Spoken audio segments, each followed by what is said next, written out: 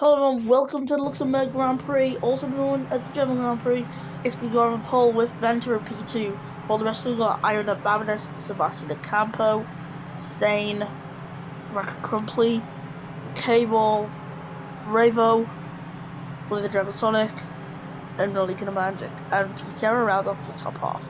The bottom half we've got Raphael Ferrari, Jack Carter, Taka Van Horn, Jack Before, Livery, Rashid Tan, Daryl Bogdanov, Miles Mika, Carlos Fernandez, Zygmunt, and Ahmed. That is it for your starting grid for the Luxembourg Grand Prix. It's just a one-off rename for this Grand Prix. It'll be known as the German Grand Prix from further forward. But here we are for the Luxembourg Grand Prix. 5 red lights. The Nürburgring, and it's underway. We're underway. Here for the Luxembourg Grand Prix. Vettel off to an incredible start. Of course, Unigan soft tires to his advantage, and he takes the lead. Out of the first corner, Sierra's caused a collision, has got a penalty, and it's got a little bit of extra wear on his tires. And we all know what caused that, as Ravo using the slipstream from Racket Crumpley to try to send past your Cable, but him with the outside line had a temporary advantage and is unable to continue that advantage. Just put him right at risk from Blade the Dragon Sonic, who has dropped the place on the start. He's gained that place back and is going round the outside of his former teammate. Cannot get the move done as Ventus still leads the Grand Prix. As probably also wants to try and make a place on Zane, can't do it. Zane had the inside line, but I've just got a track limit warning. There's so much stuff going on at the start of the Grand Prix, it's incredible. And we're just like back down in the 10th place. There's a whole gaggle of cars here, and it is insane.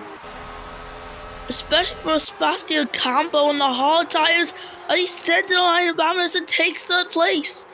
With the hards, incredible pace from the Filipino driver.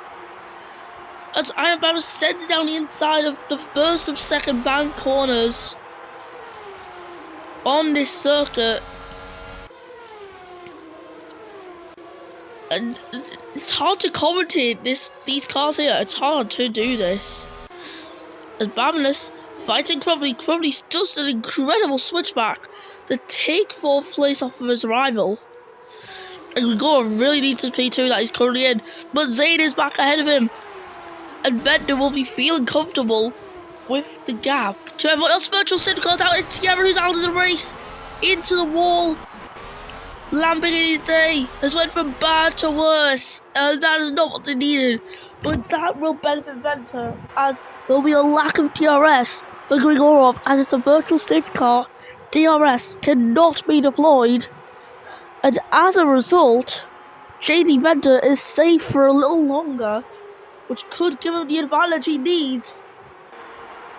As he heads around the bank corner, he can probably just send it round it. He does send it round the corner. And has he benefited at all? It looks like he has, because the gap is increasing out in front. That is exactly the restart JD Venter has needed. And because flat out in this section, he can continue to pull away the time from the rest of the pack. As the Campo is on the serious rush of being the head of a pack. Unluckily for JD Venter, Gorv is already within DRS and has pulled in the gap. Ever so slightly, both of them completely cut the corner, but no warnings given out to no penalties. Yellow flags. Ravo! Oh, damage to his front wing. And that has broken the pack a bit. Attack Van Horn has caused the collision, got a penalty, and Fernandez rear-ended Bogdanov, who now has a little bit of damage to the car. And the pack being split up is a pretty crucial thing here, as Ravo's having to pit. Oh dear. Ravo. Unfortunate result there of the collisions. The Asia driver trying to look for a championship in his rookie season. The only one who's done that in F1 Classic is the Transonic, of course, since it was in the first season. Oh, that's so unfortunate. Really, really unfortunate. And now Grigorov chases down J.D. Venter. And of course, Ravo has had to pit an earlier time to what you would have wanted to pit. And now he's just miles behind everyone. But luckily for him, he's got some free ground, so he could make up some time here. Is it possible for him to get on the back of Zygmunt before Zygmunt makes a pit stop? I'd imagine that'd be possible because he's getting held up and he's just a slow car in general. And now this is Gorov's prime opportunity. He needs to take the opportunity now to get past J.D. Venter in the new upgraded Mercedes, which has a similar, if not the same car performance as the Renault. And it is showing. The upgrade is showing, but as it stands, Mercedes would outscore Renault. So now that you think about it, Mercedes aren't out of this title fight. They went into this championship with Braun GP, made a dominant season. Then they went to 2010, had their lows and their highs, and now they've got a truly competitive car. As now they have to fight some of the top dogs in the sport, such as Renault. And now Deja, yellow flag, virtual safeguards for M4 is out the race, and that car is on fire. As UK will passes his teammate who's out. They can see the car, it's not there anymore. And pit stops. Zayn and company taking the pit stop right now. And it came out the wrong time for Venter, who's already past the pit box. He needed this. He absolutely needed this pit stop advantage. But no way they could have predicted it. As the first people who went into pits are coming out now, they're the only ones who are probably going to gain a good advantage. Which has put J.D. Venter at a very high risk from Grigorov. Because that was the one undercut opportunity Venter probably could have gotten 2 virtual safety cars in this Grand Prix. As Grigorov is set to chase down Venter. And he sends it down the inside, he's found room. And he's going to get in the RS too. So Venter's going to have to come into the pits. Otherwise, Grigorov is just going to fly by. With the advantage of such even there, yeah, that we always see it. So Grigorov is only just able to break 300 kilometers per hour, get up to 302. As now Venter has entered the pit. And Crumply and Zayn, they were some of the ones who had pitted first. So here is Zayn. His teammate, will he get ahead of him? Into turn 1! Oh dear me, so that was a close one. J.D. Venter had pit at the absolute maximum. He almost got jumped by Zayn and Crumply from the thing, the early pit stop from VSC. But guess what? Crumply, speaking of him, he is not to drive in Renault next season. In fact, is replaced by his team owner, Ultra, who drove for his B team Savetta last season. He's now getting a TP driver seat in the main Renault team, instead of being TP of one team, which would be Renault, and a driver in a different team.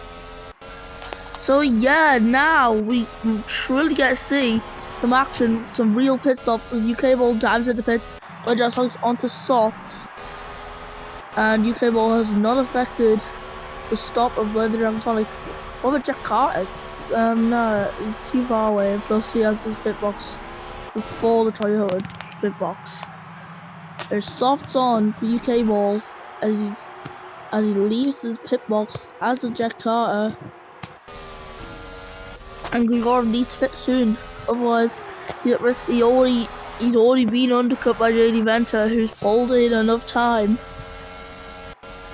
And unfortunately for him, he's got the Hungarian of Crumbly trying to use his final races in Renault and potentially the sport, if he can't find enough seats for next year, to accelerate him to a championship that he still has potential for. He's got the championship potential. It hasn't been unleashed properly yet. The Campo still leads by staying out on them tyres.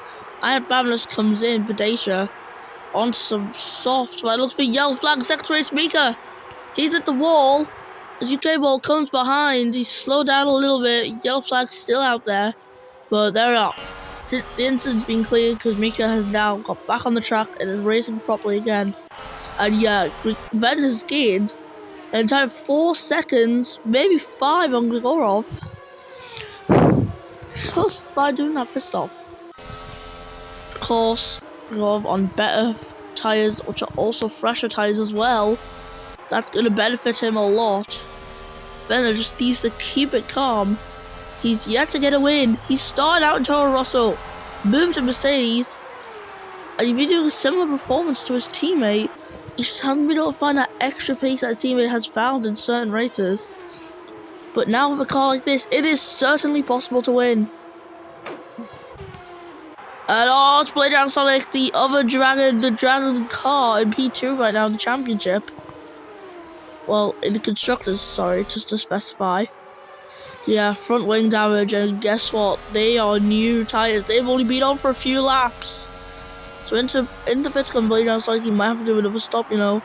There's no way he can do 9 laps on the mediums, so he's going to have to make a third stop because of that damage. Let's just hope for Campo's sake and Dragon's sake that they don't crush his car out as well. Obviously, we know it's not intentional.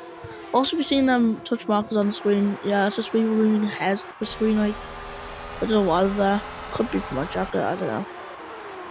Dogs are... And yeah, the gap now is carved from Venter to a Campo. The Campo's got to be coming in the next few laps. I'm either predicting this lap or next lap. So either lap 11 or lap 12 he's going to come in. It'll be for soft, so I don't know how that's going to work. So you might have to stay out a little bit longer. But yet again, he's going to have to come in soon. With better tyres than Crumply. And yeah, Grigorov has absolutely used his tyres. He's been using the potential that his tyres have. Rayville comes in for a second pit stop. But he hasn't even finished his stop yet. He's come into the box softs from mediums. As he's leaving the pit box now. And there we are, Rayvo leaving the pits in P19 as a minimum legitimate position. And Venter's past the Campo. A Campo is now a small barrier, which won't last long, but he stay out another lap. So Campo working as a tiny barrier. But it's a Mercedes 1-2 as it stands. Because they just made the move on Grigorov, who is now the leading Renault car in this Grand Prix. And the clouds are going dark. They always seem to be going dark in these races, which raises tensions. Teams have to be careful what they choose for their pit stops. But now Grigorov has been unleashed, and it's now going to be back to him and Blade Down Sonic fighting to start. No, not Blade Down Sonic, Venter, as they go down the pits after 12 laps on the hards. Actually, for him, 11. Oh,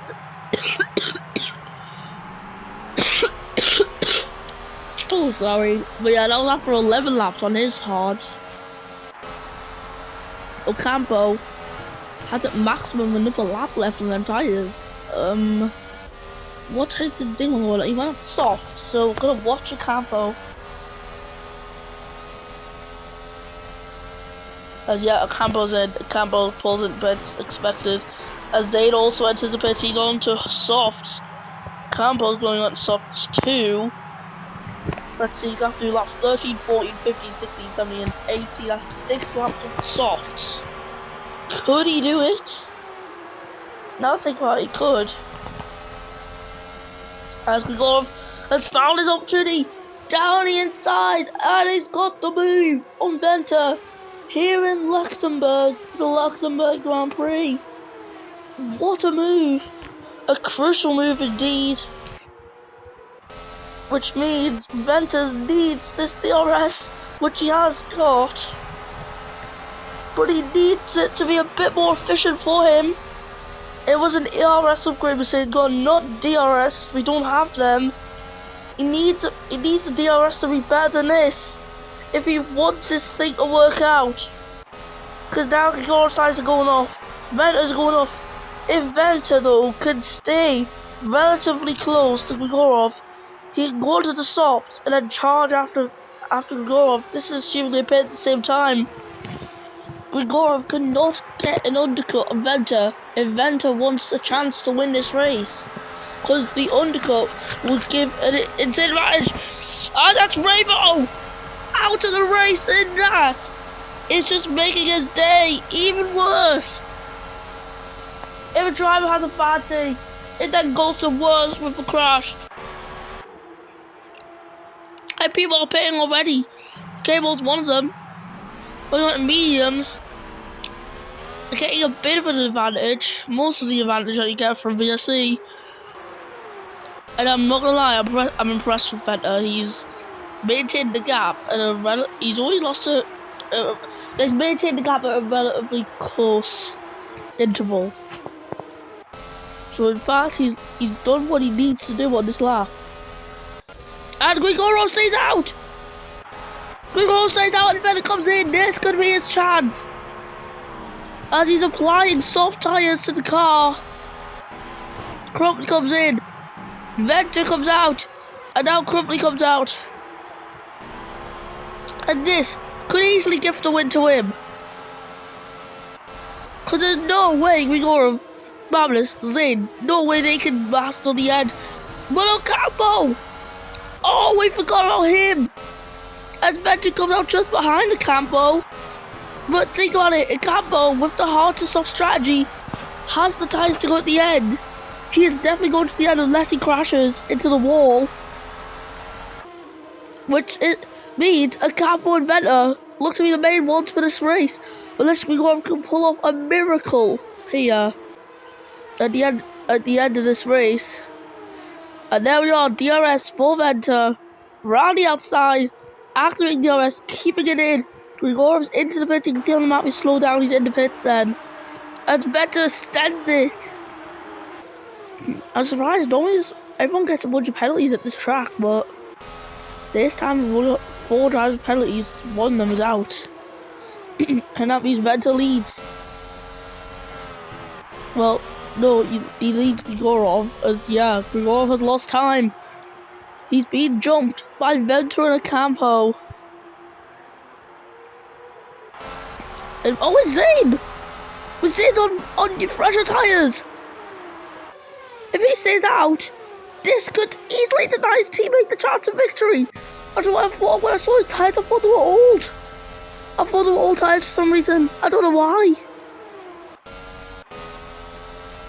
But nonetheless, even if Venter doesn't win this, it could be a Mercedes 1-2 at their home country of Germany.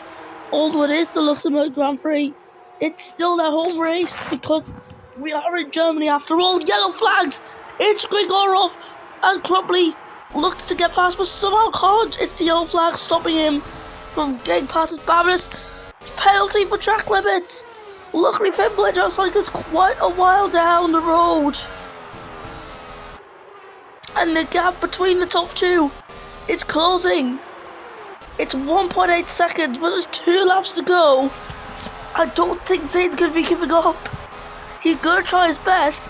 His teammate though is on the charge for a victory. And Bledger's edits the pitch for another time.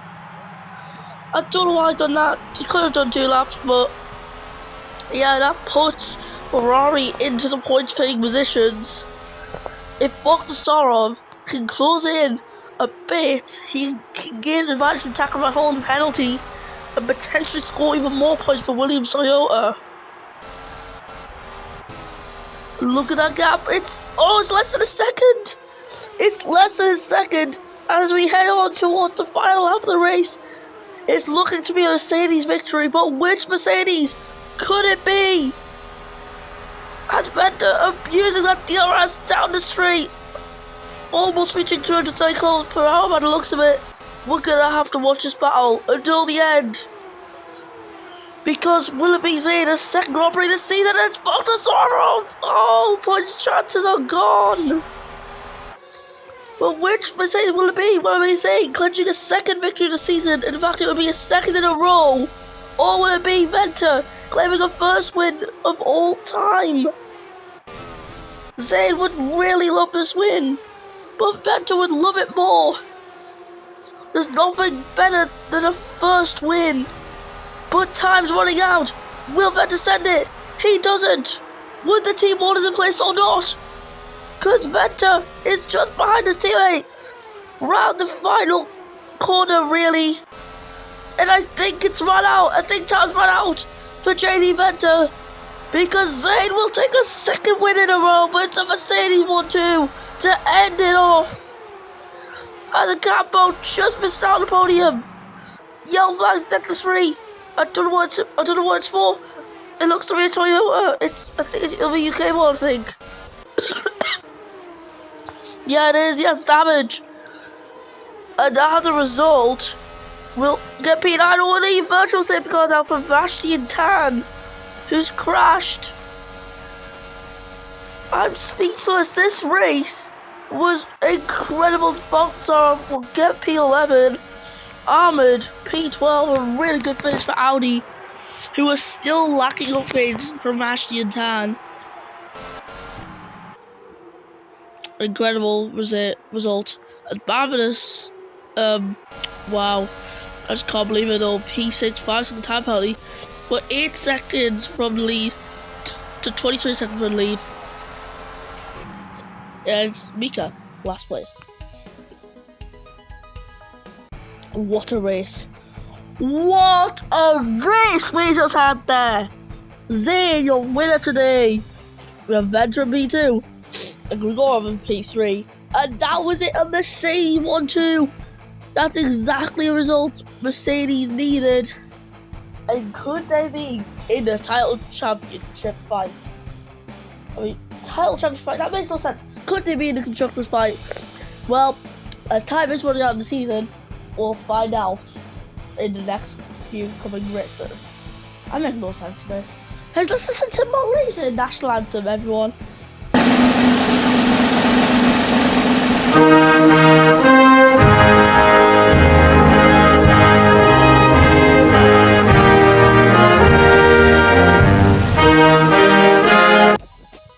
There we are, we had Zane and Venter making a 1-2 for Mercedes. Venter so close to a first win.